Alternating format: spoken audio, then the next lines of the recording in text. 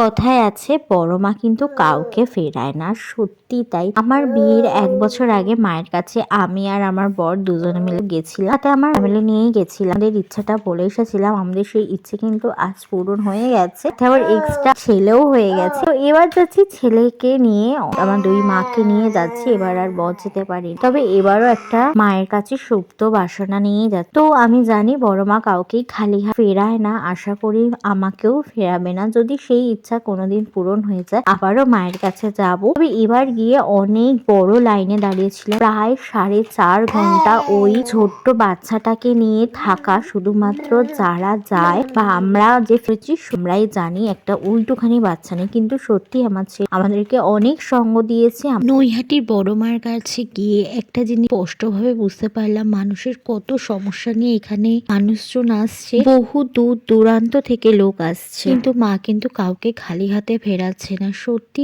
মা আছে না, শুধু নৈহাটি বড় মা বলে না, সব ঠাকুরের মধ্যে কিছু না কিছু আছে, কিন্তু নিজের আস্থা আর বিশ্বাসটা অবশ্যই বজায় রাখতে হবে। আজকে গেলাম মানে কালকে সেই কাজ হয়ে যাবে, কখনোই না। আজকে না হোক 1 বছর পর, 10 বছর পর ঠিক হবে। আর বড় মার দর্শন পেয়ে সত্যি মনটা ভরে গেল। আজকে 2 বছর ধরে অপেক্ষা করেছি মাকে পুজো দিতে আসার জন্য। আজকে আমার এই 10,000 লাইনের পেছনে দাঁড়িয়ে পূর্ণ হলো। সত্যি জয় বড় মা।